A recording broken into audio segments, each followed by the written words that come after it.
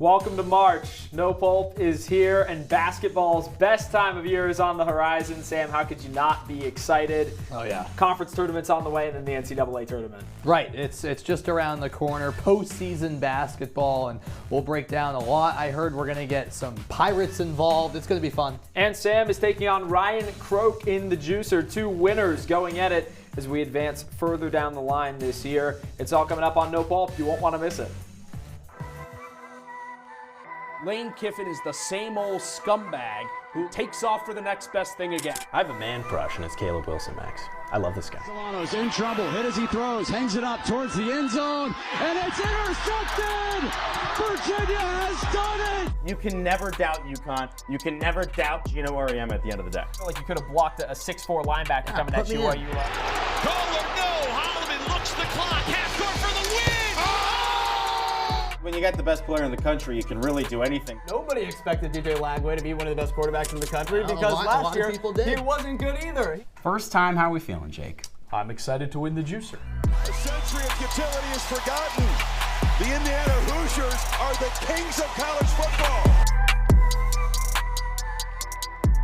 Welcome to our CitrusTV studio with Sam Reis. I'm Luke Burgess. We've got an exciting No Pulp show for you today. College basketball is fully in swing, and there's plenty to be excited about, Sam. And we're starting talking about the best of the best because those teams have dominated not only the last couple of weeks, but particularly this weekend. 1, 2, and 3, all getting it done in double-digit fashion. Michigan with a huge win, Arizona with a big win, and Duke just obliterated Virginia in what was supposed to be the game of the weekend. Right. That's what's most notable for sure, that the top 3 seeds are the real deal. When it's this late in the season, now that the calendar is flipped to March, for those 3 squads to dominate quality opponents the way they did. Right, all top 15. All top 15, all some of the other best teams in those respective conferences. I think Duke, Arizona making a statement this weekend. And Arizona's had some struggles. They had that little short 2-game losing streak, but they've bounced back so nicely. Yep. Duke has done a tremendous job as well. I forgot to mention Michigan too, but yeah. And I mean, Michigan really does have the best offense, I think, bar none in the country with the way that they score the basketball. It is exciting. But the question is, someone can get it done in the regular season. That doesn't necessarily mean that you're going to get it done when it really comes down to it. And there generally aren't too many teams that are true title contenders. So, Sam, my question to you is, which teams do you think are seriously in it, not just for the tournament, but for the Final Four and beyond? Yeah, we're talking winning it all here, and I think there's 4 legit teams that I could see doing that. Here they are. I mentioned some of them already. Duke, Michigan, Arizona, absolutely in my mind. This weekend pretty much proved it. But I'm putting Houston in the mix too, kind of because I felt like it. No, I'm just kidding. I think this is a very good Cougars team. Despite some results that have tripped them up, their defense is so good to the point where I can't count them out. And I feel like they have enough talent as well on the offensive end of the floor that I still consider them a national championship contender. The way they bounced back from multiple losses in a row this weekend, I get Colorado's bad, but just absolutely clean the floor with them. I think this Houston team will hit its stride at the right time, and that's why I'm putting them in the mix. These are the 4 teams I legitimately think can win a title, and I can say that with confidence. Yeah, I mean, I think all those teams, no question, are exciting to watch. And what Houston has done with Kelvin Sampson in charge, you know that they're always going to be in it. That defense has just continued to be so good this year. They are the lowest ranked team that you've got included, though. Aside from that, you got in the top 3, which we just talked about. Yeah, I mean, again, crazy stuff happens in March Madness, but I haven't seen, 3 teams kind of dominate the way they did this weekend this close to the postseason against other teams that are going to be top 4. Yeah, exactly. Like, things could absolutely change and I could look like a fool. I mean, it would be kind of funny to see Duke get bounced early on. I'm kind of rooting for that because, Duke's kind of annoying. But they're a really good team, best in the country, and I think Michigan and Arizona are going to give them a run for their money as well. Yeah, the way that Duke moves the ball is pretty unprecedented. Yeah. And we'll take a look at my 4 teams that I think might have a chance to win it all. There are 2 changes. There are 2 similarities, though. Okay. Got Duke, got Michigan. I agree with you for all the same reasons that you said. I have Iowa State, and I love the way that TJ Really? Otzelberger coaches that team. They've come on a rough patch lately, but I think if that team is playing at its full potential, shooting the three, and they get all of their top players involved, they can do a really nice job. And how about the story for Florida? That's really what draws me to them. Not only did they just put up 111 points on ranked Arkansas this weekend, their offense has hit its stride. They've won 9 straight games. And your point about a team being hot at the right time, this was a program that was there a year ago. Yes, a decent amount of turnover on their roster, but I mean, I think you got to be excited about when you look at, the national championship run that they had. Like I said, just 1 season ago, they're playing hot basketball, and then I just want to reemphasize as well what Duke does so well. I mean, they move the ball unlike any other team in the country. They've got 4 guys on the floor pretty much at all times that can score it from anywhere. You talk about Cameron Boozer being the guy. Isaiah Evans had the first 9 points of the game against Virginia, and it was basically the game was over after that. Yeah, Duke, by the way, also crushed NC State tonight. 2 days after crushing Virginia, 2 of the best teams in the ACC. They're a step above everyone else. Right, yeah. We had the honor of seeing that in person at Cameron Indoor, that Duke team. That really opened my eyes to how good they were, seeing, Cameron Boozer 4 feet away just making an absolute fool out of Donnie Freeman and William Kyle.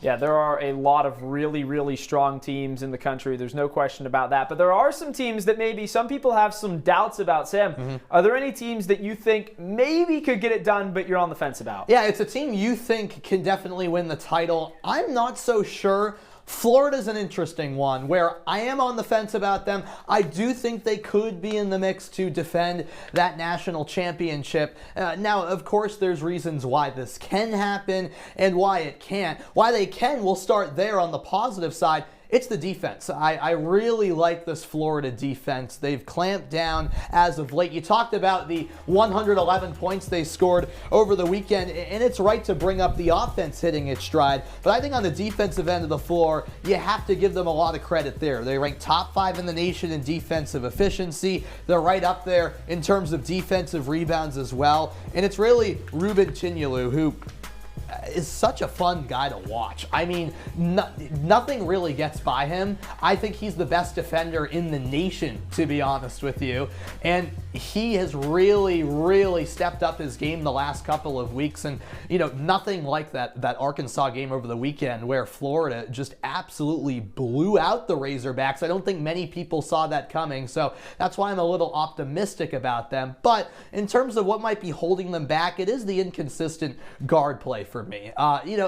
A little bit better as of late. Xavier Lee, of course, is someone who came over from the Ivy League and has been making an impact. He was actually very, very poor early on in the season and was getting a lot of criticism, but he's now finding his form. Boogie Fland is also the leader in terms of guards. However, those two have still been a little bit too inconsistent for my liking. There's a game now and again from each of them where they'll only score in single digits. There needs to be more consistency there in terms of Florida's offensive production. Do you not think that's maybe a little bit of a strength, though, considering the fact that they have guys who can step up on each night? Well, yeah, but there's been some nights, especially a few weeks ago even, when Florida wasn't getting its stride, where neither of them were really showing up to the level I think Florida fans want them to. And if that happens in March, there could be an issue no matter how good the defense is. That's what I would say. But, I will say, for the Skaters team, if Lee can keep hitting threes like he has been the last few games, and Flan plays to his full 111 points potential. is ridiculous. Yeah, it is. And against a good team, too. I mean, Arkansas has played strong basketball all year, so it's tough to believe that they could just go in and Florida just blows the doors off of them. Yeah. But, I mean, they're playing good basketball at the right time. I mean, that's why I think that they can win a national championship. Absolutely. All right, that's my team that I'm on the fence about in terms of whether or not they can be a national title contender, but I really want to know what your answer is for this, Luke. Yeah, well, I'm sticking on theme, Sam, because this is one of the teams that you said you thought could win a national title. I'm going with Houston, and I think, there are plenty of reasons why they could win a national championship, and one of those being pretty obvious. It's because of the defense. They have the best defense in the country. Statistically, Kelvin Sampson is known for that. Their trap is legendary. And they've got a bunch of guys who come in and just learn how to play the system incredibly well every single season. You see what they've done with Kingston Flemings, with Chris Sinak. Those guys play like veterans. And they're one of the more responsible teams in the country. And I don't think that there's any question that they're going to cause a lot of problems for some of those mid-major, low-major teams that they might run into when March rolls around because of the way that they just overwhelm teams. It's a style you just really don't see very much. No, it's not. Chris Sinak and Kingston Flemings are so much fun to watch. That was a blast seeing them out in Vegas where they weren't even near their full potential, in my opinion, honestly, early on in the season. They lost that game to Tennessee. Yeah, they've taken leaps and bounds since then. They have. So that's why I think there's a reason why they can be a national championship contender, but why can't they?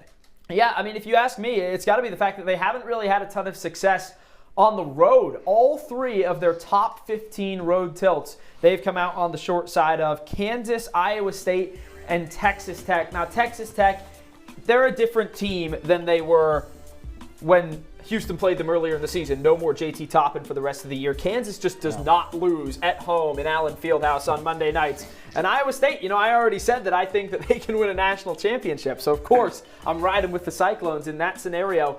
But I think that they just need to elevate their game to another level in those hostile environments. I think they play in a small arena at home. It's kind of dingy. It's a little bit dark. The March Madness is neutral sites, though. Yeah, but they're going to be playing in hostile environments at times. In the Final Four, they will. We're talking about a national championship here. It's the same for everyone. There'll be a lot of Houston fans. Jim Nantz in the house. It's going to be loud. You got the huge environment going on. You got fans cheering. You're in a football stadium. That makes a difference. You don't have the small, intimate home venue in Houston. I think they're going to need to figure that out if they're going to have a chance to win the entire thing. Remember, we're holding them to a high standard. I think we both agree. They tend to choke. Houston and Florida, 2 very good teams. There's no question about that. 2 of the best in a country that is filled with a lot of mediocre basketball teams. Sam is going to go up against a not mediocre contender in the juicer when we come back. That's Ryan Croke. Bring it on. He's going to give him a challenge. We'll see how it goes. Stick with us.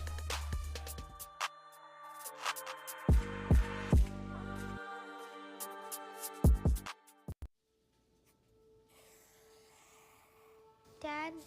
Just 1 minute, okay? Hey, Bobo, do trees tell each other stories? I'm sorry. I'm afraid I don't know that. Hey, why don't we go find out?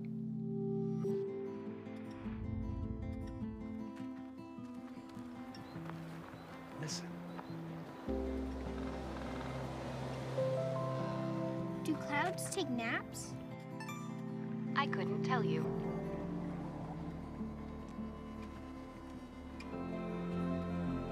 Can birds draw pictures? I don't have an answer for that. Dad, do stars visit their friends? Look!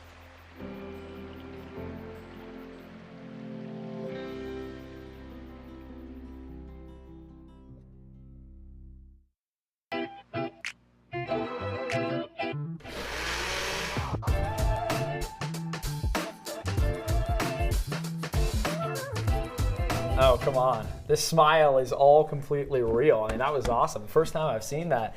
Pretty cool intro to our juicer matchup today. Ryan Croke and Sam Reis going up against each other. We've got new school against old school, but yes, the defending champ in the house. Forgot my trophy. I don't know. This is like a high-tier boxer on the back end of his career coming up against the up-and-comer. Yeah, let's do it. For question 1, we will start with Ryan Croke. Ryan, which college basketball team disappointed you the most this weekend? Well, it's a team that you had as a national title contender back at the top of the show in sign Iowa for State. Well, here's the thing. You want to talk about a team that has a ceiling of national contender. Here's a team that just showed you what its floor could be. They just lost a JT Toppin-less Texas Tech team. I don't know how. They trailed by double digits for almost the entirety of the game. 15-game home win streak snapped, and you lose to a team without its best player, a preseason Naismith Trophy contender. You allowed Texas Tech to shoot over 70% from the field inside the three-point line. It's just unbelievable what this Iowa State team did in this game. It's inexplicable.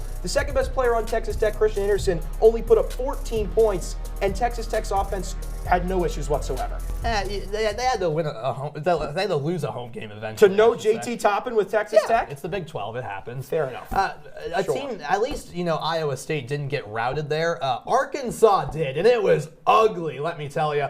34-point loss. John Calipari's been a coach for a while. That was tied for the worst loss in his coaching career. How does this happen against Florida? How do you no-show? College game day was in the house. This was anticipated to be a good game. On paper, it should be a more even game.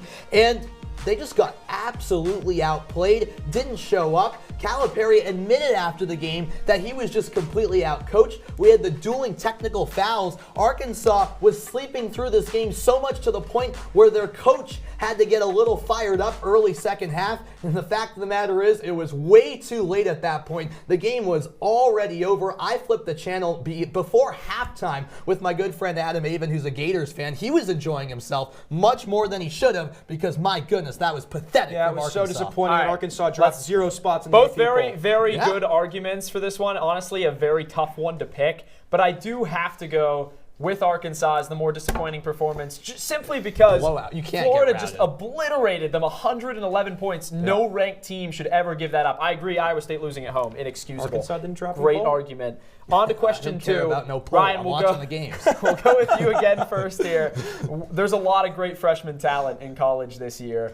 A lot of guys who are projected to go high in the NBA draft. Which guy, though, do you think should stay in college for another season? Well, I'm taking a big swing here. I'm going with Koa Pete. This is a guy who has a lot of talent. I'm not doubting his talent, but I don't think he's quite ready. He can get even better and even more NBA ready to be an even higher pick in the next year's draft. This is a guy who has a lot of talent on the offensive side, but he's not the best jump shooter. He can really develop that with another year in college. He's not the greatest rebounder, not the greatest defender, and he's not even one of the 5 best guys in his own position, in my opinion. He's coming into a loaded power forward class. You got guys like Caleb Wilson, Cam Boozer, an unbelievable power forward class this year. He can gain so much more from staying another year in college, Sam. I don't see how he can gain as much as he can. He can't gain as much this year as he can next year. I think that's an argument with a lot of guys, though. It doesn't mean he's not NBA ready, I don't think, though. Of course he can use another year to improve, but a guy who's really not ready and should absolutely stay in college another year, that's Neoclis Avdalis of Virginia Tech. I'm always intrigued by the international prospects, and I couldn't hear the end of it with this guy coming here to the States. He played a couple of years professionally in Greece. People are calling him the Greek Luka Doncic, and he's been pretty underwhelming this season, to be honest with you. In fact, there were thoughts and conversations last year about him going to the draft last season and not playing college basketball. Scouts recommended, you should probably play at least a year. And he's honestly kind of lazy, like Luka Doncic in a way, on the defensive end of the floor. I think his work ethic isn't great. His shot selection choice hasn't been great at times. He was a first-round pick in ESPN's mid-season projections. I don't see that at all. I think he needs another year of college. Yeah, I think there's wrinkles to both your arguments. The one thing about Avdalis is that he's currently not a projected first-round pick by the most recent mock draft. It's just a projected pick. The thing about Koa Pete that you said, Ryan, is that he could raise his stock even higher, but CBS right now has him as a top 10 pick. How could he be higher? It's got to be Avdalis because he's already projected high first-round pick. I really, yes, there are inefficiencies in his game. Yes. I don't know that he could really improve his stock much more next season. Mm-hmm. Final question here. You're still in this. You can still force a bonus. This is a 3-point question. The best coach in the country in college basketball right now. Sam, go first. Tommy Lloyd. I love what he's doing here at Arizona. So far in his first 4 years, he's had Arizona as a top 4 seed every single time. And yeah, they've fallen short so far here in March Madness, but I think this is the year he changes it. And what impresses me is that he lost 5 of his top 8 players from last year. I mean, Caleb Love and Carter Bryant are massive losses, but what he's doing with this team that should be a #1 seed for the second time under his tenure is very impressive. Wins on the road against UConn, BYU, Florida, Alabama. Should I continue? What Tommy Lloyd is doing is absolutely phenomenal down in Arizona. Well, here's the thing thing about Tommy Lloyd. You said it. He's never been past the Sweet 16. Yeah, we're He's talking lost this year. I'm talking, and I'm talking this year too. I think Because the my guy question is just Kelvin said best Sampson. coach My in guy's college. Kelvin Correct. Sampson, a guy who has owned Tommy Lloyd in the Big 12. Who chokes every year. Oh, please. Kelvin, you want to talk about choking every year in March Madness? This is what Tommy Lloyd does. He loses 4 times in the Sweet 16. Every year that Tommy Lloyd's been at Arizona, Sam, Kelvin Sampson has at least made the Sweet 16 or gone farther. And that's excluding a year where he made the Final Four the year before Tommy Lloyd became the head coach. Kelvin Sampson's Houston team has elite talent, but they play elite defense as well. No team with this much talent in college basketball plays consistently elite defense like Houston, and it's year over year over year. Tommy Lloyd's team consistently underwhelmed. Kelvin Sampson's team consistently overperformed. What? Guys, I They gotta should have say, won the national title last year and didn't. I mean, they were a possession away from winning it, and honestly, I believe can't that Kelvin anytime. Sampson is a better overall coach because of the success he's had in postseason play. Ryan, you were forcing the bonus question here. Sam, we will go to you for the bonus question. What conference tournament is the most entertaining one to watch this season? This is an easy answer, and nothing else is right. It's the Northeast Conference. Without a doubt, you're saying, what, the NEC? Absolutely, let me explain. First of all, it's a great conference because the higher seeds host every round. You got that intimate feel in the team's gyms. Also, different champion 8 straight years. Also, Mercyhurst and Lemoyne, the 3 and 4 seeds, ineligible for the tournament. If they're in the championship, they have to do a third-place game to decide who Let's makes go to March Ryan. We'll run Madness. that It's time nice here. you're getting so passionate about a tournament you'll have to illegally stream to find online. Nope, but it's the on Big 12 ESPN+. tournament is the better one to watch. The 2 best coaches in Meaningless college basketball. basketball we just said are in the conference, and that's not to mention 4 top 10 teams in the nation. It's Meaningless. easily the Big 12, best conference in basketball. Stakes are I would much rather watch the Big 12 tournament. The NEC might be a better tournament Way to more watch in entertaining. itself, but I think the Big 12 is What? better. Ryan wins the juicer. That is I would ridiculous. much rather watch Houston What? and Iowa State play than Lemoyne. Let's look at the juicer You could standings. have a third-place game decide who And makes March Jish Madness. all the way up. That's at so the much top. more entertaining. Adam Avon in second. You see Sam That's down there at the bottom with ridiculous. me. That's where you belong, I guess, after today. Yeah, We've you're got just more mad Pulp because you coming lost. up on the other side of this break. We're going to talk more college basketball, get into some women's basketball as well in just a little bit. Don't go anywhere.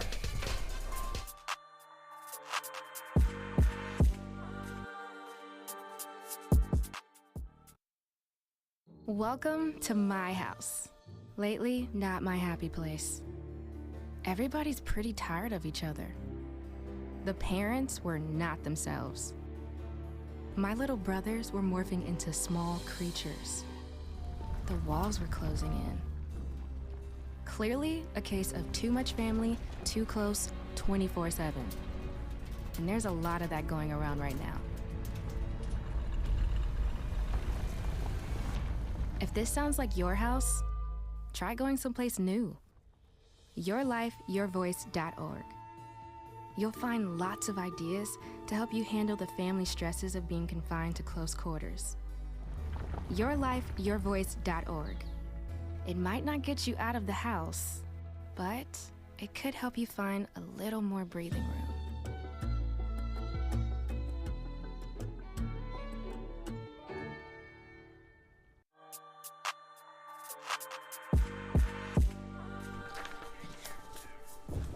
And we welcome you back to No Pulp after an absolute robbery in the juicer. He's Luke Burgess. I'm Sam Reis, and I'm continuing You're a long way away. to do the maybe show. Maybe that's a good thing after what just happened. Exactly. Anyways, we're moving on here, and we're having some fun here. You see it right here, pirate-themed action. Basically, the gist of this is Luke and I are both going to get teams, and then that team is going to have to steal something from another team to make themselves better. You got the gist? That's right. If they beat the team, they get the right to steal. Correct. So you got to beat the team Yes. first, then you get to pick some treasure. All right, we'll start with you. You have St. John's here. Who are you stealing from, Luke? I'm stealing from Villanova, who Right. St. John's just absolutely decimated over the weekend. And I got to say, Sam, you know, on paper, there really is not a lot that St. John's could possibly want to steal from Villanova. They're pretty much better than them in every single statistical category. They play in a far superior city to Villanova, but there is one thing that they could add to their staff to enhance it. a little bit. And I think that's Villanova's head coach. He already jumped ship when he was at Maryland and went on to the Wildcats. Why not bring Kevin Willard in as an assistant to Rick Pitino in the Garden? I think he could help them maybe get over the hump in March Madness this year, go on a little bit of a deeper run. But yes, I mean, look at this. We got the music going. We got the treasure chest over here. Kevin Willard's going to be a great addition. He's a hard coach. He tells it like it is. Sometimes maybe that's what you need when you're in the city of dreams. You need your dreams to be crushed a little bit. So you're not a fan of Pitino?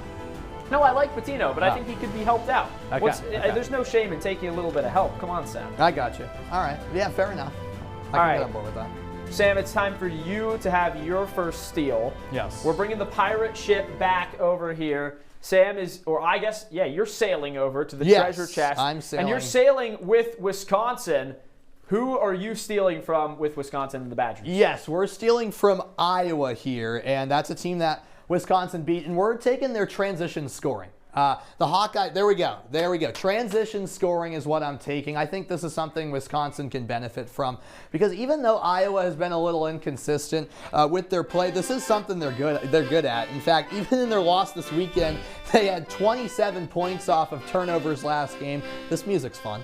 Reminds me of SpongeBob. SpongeBob, there we go. And, I think Wisconsin can benefit from this one because the other week, I should say, when the Badgers lost to Oregon, only 11 points off of turnovers compared to 27 for Oregon. So I think that fast pace at the other end can really benefit this Wisconsin team that's trying to string together some positive results down the stretch to get into the tournament with some good seeding. All right, I'm ready to go. Pirateering one more time. I got my hook out this time. I'm with Alabama and the Crimson Tide. We're going to sail the tides, and I'm going to sail all the way across the Atlantic over here and open the chest up manually this time. Okay. We are stealing from Tennessee, and I'm taking Nate Ament, the youngster, the 18-year-old, and that's quite simply because, Alabama, they're all about offense. They shoot a ton of threes, but none of their top 4 leading scorers are over 6'8". They don't have any size. Nate Ament fits perfectly. He shoots the heck out of the three. He's a young guy who can be there and develop for a couple of years. One of the things that's been a little bit more negative about Ament is he turns the ball over quite a bit. He's not the most responsible player, still kind of learning how to play the college game, but the talent is obvious, and he can shoot the three. Put him into that Alabama offense. I think we might be talking about them as one of the 3 title contenders. In all seriousness, I love what he's done this year. And the fact that he's gotten better, yeah. I like the way he's developed. Rick Barnes talked about early in the season how there was a lot more that he needed to learn. He needed to improve his game in a number of different facets. I think he's starting to do that. Why not throw him in with a different SEC powerhouse? And my treasure chest is full, Sam, so I think you're going to have to finish this off here. All right, yeah, let's fill mine out. We're going to the ACC. Virginia, I have to steal here. So Virginia's coming across the way. They're sailing across. They walked up the plank. Yes, we're snatching something from NC State. So let's open the box. There it is. The high-intensity defense of the Wolfpack. Worked out really well for them tonight against Duke. Yeah, I didn't get to pick the teams here. NC State's struggling, sure, right now, but they play at a high intensity. In fact, they average the most steals per game in the ACC. I think Virginia could benefit from some of this because the Cavaliers play a disciplined defense where they want to really draw out the opponent's possession and limit looks at the rim. Yeah, Ryan Odom's Virginia is not that much different from Tony Bennett's, really. They just kind of they're just more offensive. Yeah, but what I saw over the weekend against Duke was leaving too many guys open on the perimeter, hitting those threes. I think you need to close that down, play some more, man defense where you're really locked down, playing lockdown defense, causing some more turnovers, and then getting buckets the other way. I think that could benefit Virginia against these high-quality ACC opponents. This music's fun. Right. 2 teams that lost to Duke. They can steal something, enhance themselves a little bit, just so they can go again and lose to Duke in the ACC tournament. Probably, yeah. I would probably count on that, but you never know. You don't. No. That's why we play the games. Exactly. This is March. A lot of fun. That was fun. Yeah, that was a whole lot of fun getting in the treasure chest and stealing some stuff from other teams. But we'll have more coming up on No Pulp. It's time to talk women's basketball. Postseason just around the corner for them too. Yeah, this week. It's going to be a lot of fun talking women's hoops. So don't go anywhere. If you do, you're silly.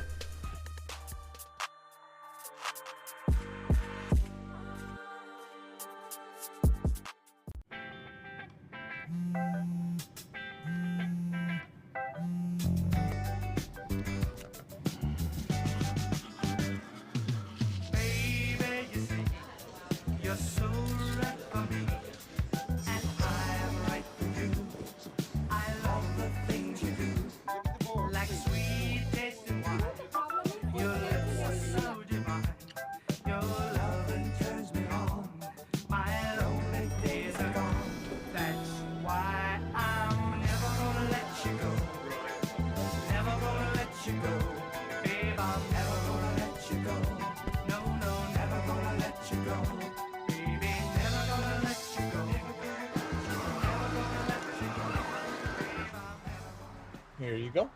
Thank you. Thank you.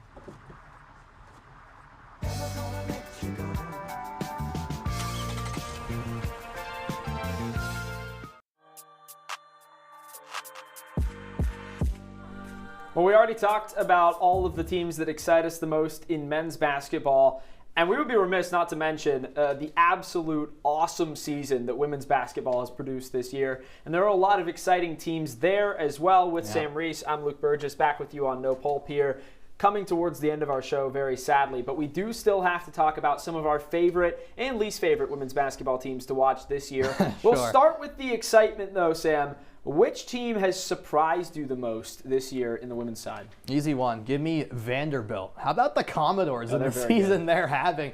And they were projected in the preseason poll in the SEC to finish middle of the pack, 7th.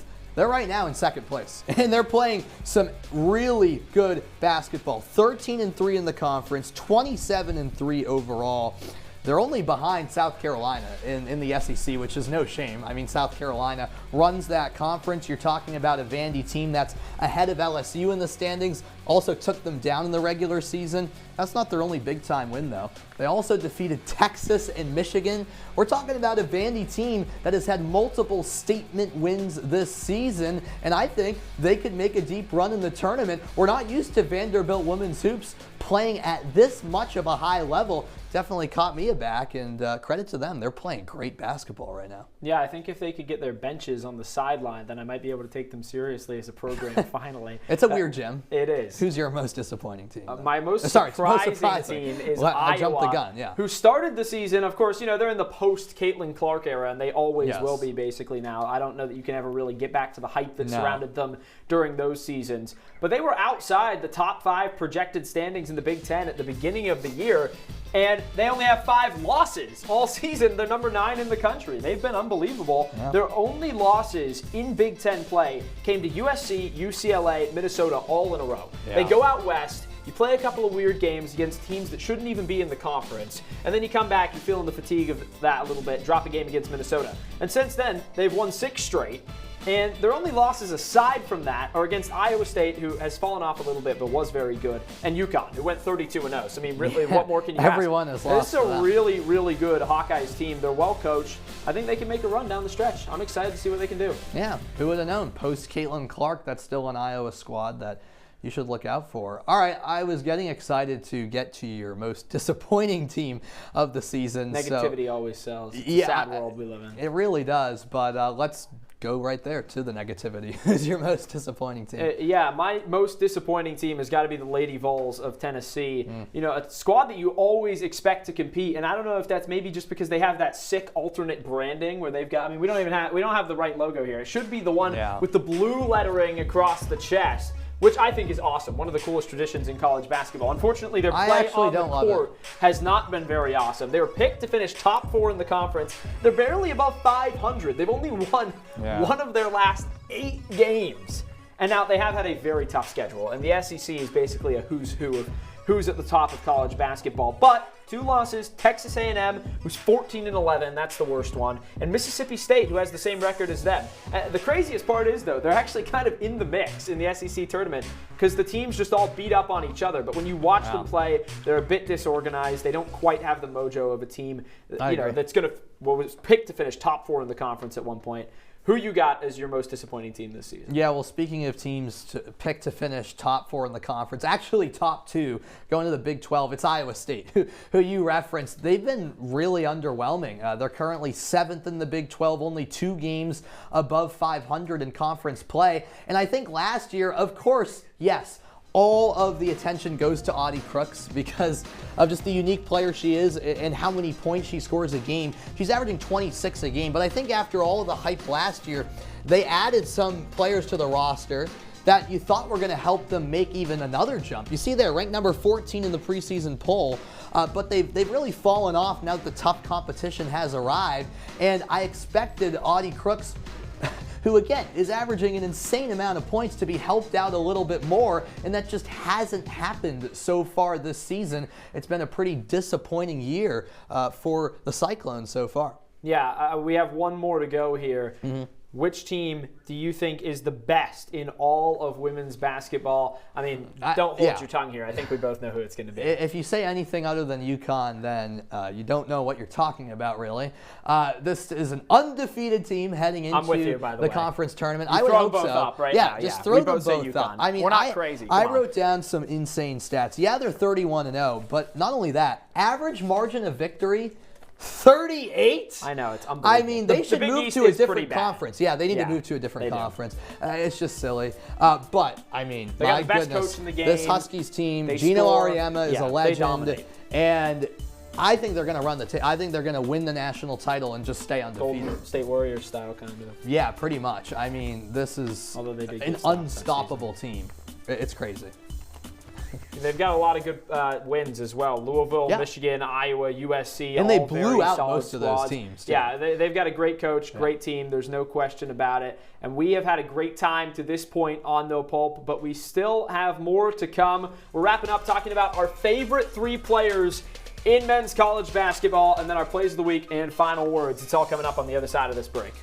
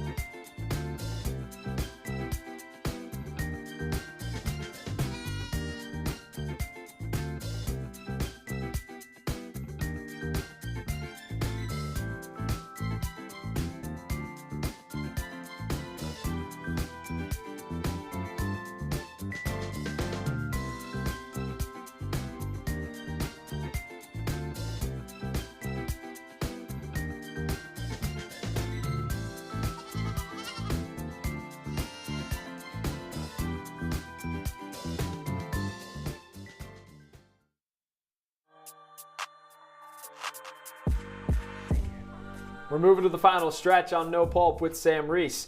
I'm Luke Burgess, excited to be with you. We're talking about the best players in all of college basketball. There are a lot of them. We are blessed with some phenomenal freshmen in this year's class. Yeah, I was going to say, particularly and, I mean, that's where all of our picks should be. That's where all of mine are.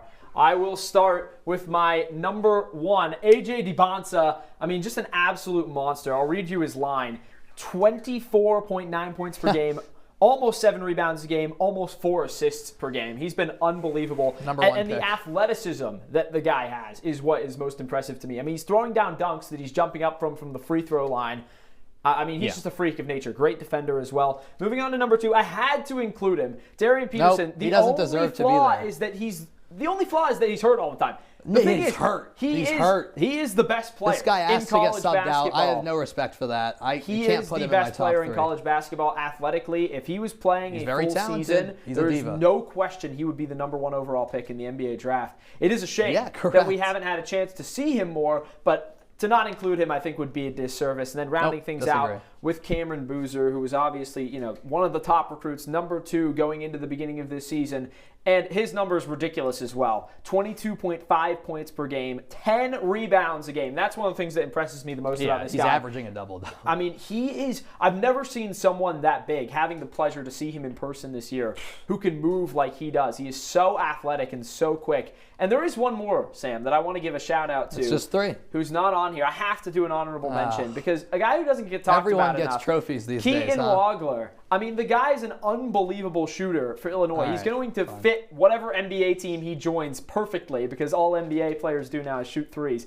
But he has been phenomenal for Illinois, and a guy who really wasn't expected to contribute at that level. I mean, he's a top 10 pick in the NBA draft, potentially top 5. I love what he has done. He isn't top 3, but I did want to give him a shout out. He deserves it, and I think we're going to see some of these faces again. Yeah, no doubt. And I'm not going to give out, honorable mentions. If you either make the top 3 or you don't here. But I respect your list, and there are a couple of similarities, actually. Here's my top 3 here. Ooh, a lot of blue. That's kind of cool. We're starting with AJ DiBonsa. I thought about putting Boozer at 1, actually. But it's hard. Yeah, I thought there was some bias there because I saw him in person. I have not seen DeBonsa in person, but Brockton, Massachusetts' finest there. And yeah, I think he has to be number one. Just watching his games on TV, dude's unreal. Like the bounce you mentioned with him, just his scoring ability and ability to do his thing on the defensive end. And he's basically the only player on BYU that plays hard. Yeah, he is. I mean, that's a team that's actually been reeling a little bit as of late. But then number two, got to go with Cameron Boozer. I mean, what a talent this guy is. Especially, he can score from anywhere. I mean, he's an elite three-point shooter too, but he also has that ability to drive inside. True three-level score. True three-level score and really grab any rebound that's there for the taking. That's what really impresses me with Cameron Boozer, where he can really do it all. But there's a reason we're talking about the top three players in the country, because they all share similar characteristics. And I put Caleb Wilson in mine. I did. After seeing UNC play without him, I realized how much of an impact he makes for that squad. Not to say the Tar Heels have been playing bad without him. They've actually, only had one loss. But with that being said, they've had closer games than they would have liked against the likes of Louisville. I think those are teams they dominate with Wilson in the lineup, and it is his two-way ability. I think he's a phenomenal defender, and he's number 3 on my list. No question. We talked about some great players. Let's talk about great plays, and we'll start with my play of the week with Miami of Ohio taking down Western Michigan with tenths of a second remaining, Sam. I know you wanted me to be specific about that, but a driving layup in the final moments from Parry. And, I mean, my goodness, what a story Miami of Ohio has been this year. I mean, I'm going to continue to talk about the impressive season that they have had. But multiple times they have just gone right down to the wire, and they have found a way to win. And this is just another example of that. They've got 3 overtime wins as well this season. And they just continue to find ways to get it done. I mean, that is a season for the books. That was also, I think, their 3rd string point guard, too. Right, coming not up even with a guy that who's play. contributed in a big way No, this and he season. comes up with the big shot. So that was pretty cool. But I got to go to Montana in the NAIA for my play of the week. Look at this shot. Omari Nesbitt over 60 feet away. That's a buzzer beater. Banking it home. This was in a conference tournament game, by the way. Rocky Mountain taking down Montana Tech on the Frontier Conference semifinals. Nesbitt, a transfer, by the way, from the College of the Sequoias in middle of nowhere, California. He's the hero here. They're playing for a conference championship against Montana State University Northern as I speak. They have a chance to go to the big dance, NAIA style. What a shot from Nesbitt. It's too bad he's still playing nowhere right now in the middle of Montana. Miami of Ohio, though, I said I was going to get back to this. They have had an undeniably tremendous season.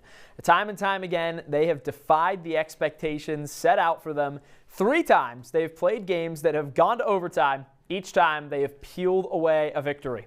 And on Saturday, at the buzzer, they drew up a perfect play to score just as time expired and claim yet another heart-pounding win. Now, the Red Hawks are 29-0 and 2 wins away from the first perfect season since the 1975-76 Indiana Hoosiers. There's only one issue with the seemingly dream scenario. Miami is on the projected bubble of the NCAA tournament at the moment. And while there's still conference tournaments to play, as well as some regular season games, it should not matter. This team has been one of the most electrifying in the nation. And the fact that there is even a glimmer of a chance we don't see them in March is a disservice to college basketball fans everywhere. Some may say that they needed to challenge themselves with a more difficult non-conference schedule if they wanted to be locked into a postseason spot. But while hindsight may provide you that clarity, don't let it blind you from seeing that we may be witnessing history in the making, something that may not happen again this century. Don't let it pass you by. Miami of Ohio deserves NCAA tournament basketball this year, no matter what happens going forward. All right, I like where you're going with the mid-major talk, and while we're still over a week out from power conferences beginning their tournaments, who cares, though? The real madness actually begins this week. In fact, shout out the Horizon League for being the first to kick off its tournament tonight, with IU Indy falling to Cleveland State in the play-in game. A bunch of other one-bid leagues get going at some point this week, and watching these games is simply more entertaining purely due to the stakes. Every single team is fighting every round to keep their season alive.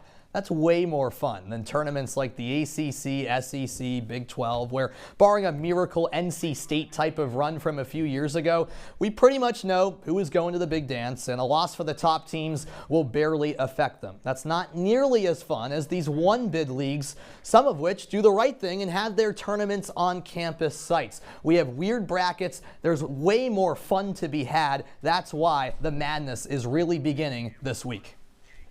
College basketball this time of the year, Sam, I mean, really, what more could you possibly want? I mean, this is March. That's what they say, right? And we are in the midst of it. There's more, of course, coming up in the coming weeks, and you'll want to stay tuned to No Pulp for that. But for now, for our executive producer, Nick King, my partner, Sam Reis, I'm Luke Burgess saying enjoy some basketball. We're saying so long from No Pulp.